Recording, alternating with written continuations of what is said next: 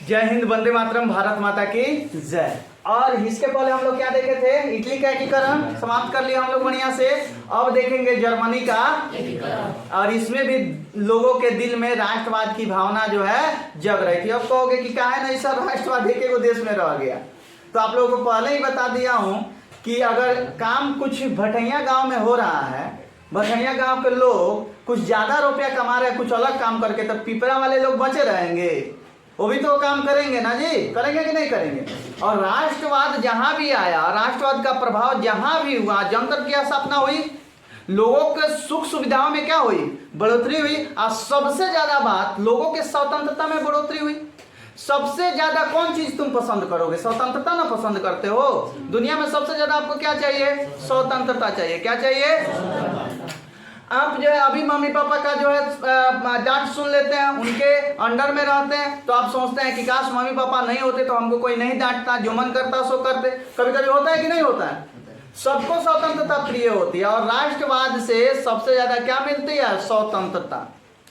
दुनिया में सबसे ज्यादा कोई चीज अगर कोई पसंद करता है तो क्या होता है? स्वतंत्रता होता है। बात समझ रहे हैं? तो अगर हम बात करें तो राष्ट्रवाद जब इटली का एकीकरण हो रहा था उस समय जर्मनी में भी यह भावना लोगों में प्रबल रूप धारण कर रही थी। क्या कर रही थी? लोगों में यह जो है कूट कूट के भर रहा था। कौन चीज? राष्ट्रवाद। देखिए मध्यकाल में यानी 800 ईस्वी में, ठीक है, सलमा के नेतृत्व में, किसके नेतृत्व में? सलमा के नेतृत्व में, ठीक है ना, किसके नेतृत्व में? सलमा के नेतृत्व।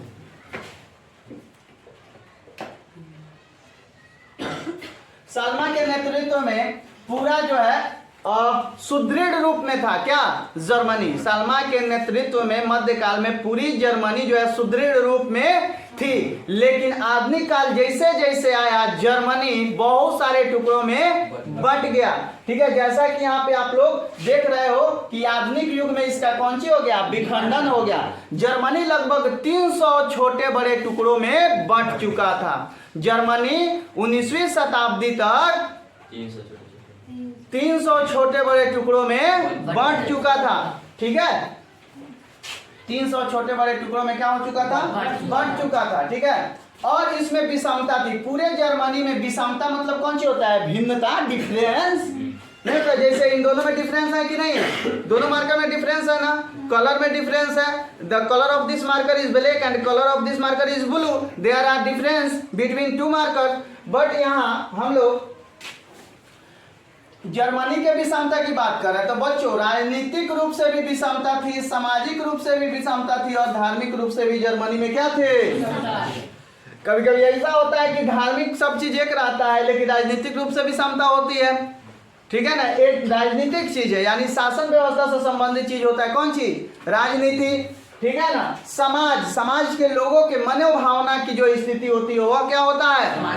सामाजिक। और धार्मिक, धर्म से संबंधित जो बातें होती हैं वो क्या होता है बच्चों? अरे बोलिए, क्या होता है? तो यह तीनों तरह से जर्मनी में क्या थी? विषमता थी, भिन्नता थी, डिफरेंस था।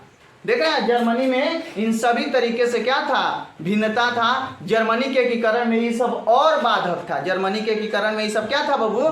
बाधक था। ठीक है, समझ में आ रहा है ना सबको?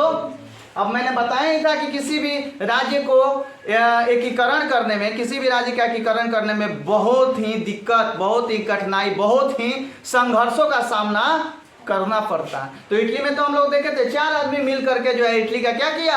एकीकरण किया, जिसमें काउंट गौरीवल्डी, विक्टर एमेनुअल और एक और था मेजनी।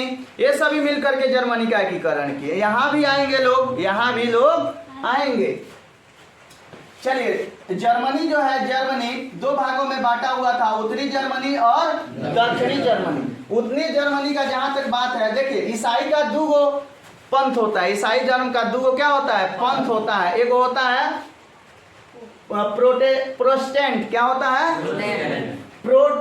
प्रोटेस्टेंट। क्या होता है? प्रोटेस्टेंट। क्या होता है? अरे बोलिए, क्या होता है? प्रोटेस्टेंट। क्या होता है?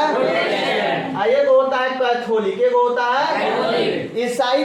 ईसाई धर्म जो है ना, क्रिश्चियन धर्म जो है, क्रिश्चियन लोग जो है 2 पार्ट में बटे हुए हैं। पहला प्रोटेस्टेंट और दूसरा कैथोलिक। प्रोटेस्टेंट और कैथोलिक है ना जी? बोलिए तो क्या लिखा है? प्रोटेस्टेंट और कैथोलिक। तो देखिए बच्चों, उत्तरी जर्मनी में प्रोटेस्टेंट का बहुत लोग थे इसमें, ठीक है, बहुत लोग ज्यादा मात्रा में थे प्रोटेस्टेंट, ठीक है। और उस पे जो है पारसा का प्रभाव था। उस पे किसका प्रभाव था? पारसा का प्रभाव था। अगर हम बात करें दक्षिण जर्मनी की, तो इसमें कैथोलिक लोगों की संख्या ज्यादा थी। यह कैथोलिक बहुल क्षेत्र था, एक कैथोलिक बहुल क्षेत्र था, एक प्रोटेस्टेंट बहुल क्षेत्र था, एक प्रोटेस्टेंट बहुल क्षेत्र था, ठीक है ना। यह कैथोलिक बहुल क्षेत्र था, यह प्रोटेस्टेंट बहुल क्षेत्र था। इसमें पारसा का प्रभाव था, पारसा का प्रभाव था। और देखिए, किसी भी राज्य पे जब किसी दूसरे का प्रभाव रहेगा तो उसका एकीकरण करना और भी मुश्किल, उसका एकीकरण करना और भी मुश्किल। समझ में आ रहा है ना आपको? आगे बढ़े, चलिए। और सबसे बड़ी बात, कैथोलिक लोगों की एक प्रतिनिधि सभा थी, जहाँ पे कैथोलिक लोग मिलते थे, बात करते थे, सभा आयोजन होती थी। उसका नाम था कौन सी? क्या नाम था? क्या नाम था? यहाँ से आपका ऑब्जेक्टिव क्लियर होता है, यहाँ से आपका ऑब्जेक्टिव क्लियर होता है कि कैथोलिक लोगों की एक प्रतिनिधि सभा थी बच्चों। उसको हम क्या बोलते हैं? क्या बोलते हैं? समझ में आ रहा है ना सबको? चलो आगे बढ़ते हैं। लेकिन जर्मनी में अभी भी राष्ट्रवाद का क्या था? देख रहे हो कि ये लोग अलग सोच रहे हैं, ये लोग अलग सोच रहे हैं, इसमें पारसा का प्रभाव है। बात समझ रहे हैं? तो अभी भी जर्मनी में राष्ट्रवाद का अभाव था, ज्यादा मात्रा में नहीं था। देखिए, नेपोलियन बोनापार्ट ने जो किया 1806 ईस्वी में, जर्मनी को जीत करके राइन राज्य संघ, किसका? राइन राज्य संघ की स्थापना की, जो कि एकीकरण में, जर्मनी के एकीकरण में बहुत महत्वपूर्ण भूमिका निभाया। जर्मनी के एकीकरण में अब इसका क्या, उन्होंने सभी राज्यों को जीता, ठीक है, उन सभी राज्यों को जीत करके एक कर दिया, तो एकीकरण ना हुआ। तो इन्होंने 1806 में ऐसा करने का प्रयास किया, क्योंकि नेपोलियन का पतन हो गया तो फिर बिखरे। लेकिन उन्होंने उस समय राइन राज्य संघ की स्थापना की थी। उन्होंने राइन राज्य संघ की स्थापना कब? 1800। किसने? किसने? Very good. यहाँ से राष्ट्रवाद का कौन सी होने लगा होगा? यहाँ से राष्ट्रवाद का विस्तार होने लगा। कहाँ? भटैया में, पिपरा में, जैनीटोला में, चंद्रौल में, कहाँ? जर्मनी में। कहाँ? जर्मनी में, ठीक है। जर्मनी में किस चीज का विस्तार होने लगा? किस चीज का विस्तार होने लगा बाबू? राष्ट्रवाद का। कब? कब? 1800। किसके द्वारा? नेपोलियन बोनापार्ट के किए गए कार्यों से, ठीक है। आगे बढ़े, समझ में आया ना यहाँ तक? चलिए देखिए, बुद्धिजीवियों, किसानों और कलाकारों, इन लोगों का भी महत्वपूर्ण योगदान था बच्चों जर्मनी के एकीकरण में। जर्मनी के एकीकरण में बुद्धिजीवियों, किसानों और कलाकारों का भी महत्वपूर्ण योगदान था। अब बुद्धिजीवी क्या करेंगे? इतिहास लिखेंगे, अपनी गौरवमयी इतिहास को लोगों के सामने आएंगे कि देखिए पहले हम कैसे थे, किस तरह मिलजुल के रहते थे। इतिहासकार यह करेंगे। गीत लिखने वाला लिखेगा कि हम अपनी आजादी को हम हरगिज मिटा सकते नहीं, सर कटा सकते हैं लेकिन सर झुका सकते नहीं, ठीक है। और इस तरह की बहुत सारी बातें होंगी यहाँ पे, ठीक है। देशभक्ति जिसमें हो बस वही दिलसाद है। देशभक्ति जिसमें हो बस वही दिलसाद है। देशभक्ति अगर नहीं तो जिंदगी बर्बाद है। देशभक्ति अगर नहीं तो जिंदगी बर्बाद। अब ऐसा ऐसा अगर कोई लिखेगा तो देशभक्ति की भावना आपके अंदर जगेगी कि नहीं जगेगी? जगेगी ना। तो कभी लेखक इत्यादि इस तरह की बातें जो है वे करते थे, जिसमें देखिए हीगेल, कांट, हम्बोल्ट, अंडर्ट, ठीक है, अंडर्ट ने अपनी कविताओं के माध्यम से लोगों में राष्ट्रीयता के भावना का क्या किया बच्चों? विकास किया। किसने? अंडर्ट ने। किसने? अपनी कविताओं के माध्यम से बच्चों उसने लोगों के अंदर राष्ट्रवाद की भावना का क्या किया? विकास किया। किसने? देखिए इसमें हेडेनबर्ग और नेपोलिस ने जर्मनी के गौरवपूर्ण अतीत को लोगों के सामने लाया। लोगों के सामने किसने? हेडेनबर्ग, नेपोलिस, ठीक है ना। देखिए ये सब थे हीगेल, कांट, हम्बोल्ट, अंडर्ट, जैकब, ग्रीम, हेडेनबर्ग, नेपोलिस। यह क्या थे? बुद्धिजीवी, किसान, कलाकार इत्यादि वर्ग में लोग आते थे और इन्होंने जर्मनी के एकीकरण में बच्चों बहुत ही महत्वपूर्ण भूमिका निभाई। समझ में आ रहा है ना सारा चीज बढ़िया से? अब लिखने के लिए आएगा तो पीछे मत हटना, लिखना, ठीक है ना, रटना नहीं है, लिखना है। देखिए अब ये सारी चीजें जब हो रही थी तो जर्मनी में जो पुरानी प्रथा थी जिसे हम सामंतवादी प्रथा कहते हैं, इसका अंत होने लगा और अंत हो गया। क्या हो गया? ठीक है। और आधुनिक युग शुरू हुआ और बच्चों आधुनिक युग शुरू हुआ और आधुनिक युग, अरे बोलिए कौन युग शुरू हुआ? कौन सी का अंत हो गया? आदमी का अंत हो गया। कामना दुनिया में रहते हैं, इस जन्म में रहो, इस जन्म में, नहीं तो एक तावड़ लगाए कान के जरिए पैदल चले जाओगे। तो किस चीज का अंत हो गया? तो आधुनिक युग का। तो सामंतवादी प्रथा आएगी क्या जी? बंधन गलती से रह नहीं होता। चलिए यहाँ पे देखिए, शिक्षक और विद्यार्थियों ने भी कम योगदान नहीं दिया। शिक्षक और विद्यार्थियों ने भी जर्मनी के एकीकरण में कम योगदान नहीं दिया। देखिए सबसे पहले एक संस्था बना जिसका नाम था बुरसेनशैफ्ट। क्या नाम था? किसने बनाया? शिक्षक और विद्यार्थियों ने मिल करके बनाया। कौन सी? क्या नाम था उसका? बुरसेनशैफ्ट, ठीक है। देखिए यह बाइमर राज्य में एक एना विश्वविद्यालय था, ठीक है।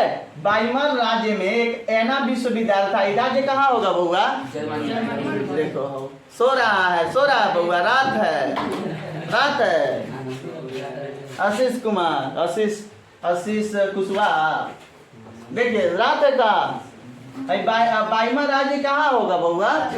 जर्मनी में होगा। कहाँ होगा? जर्मनी में। और उसमें एक एना विश्वविद्यालय था। कौन विश्वविद्यालय था?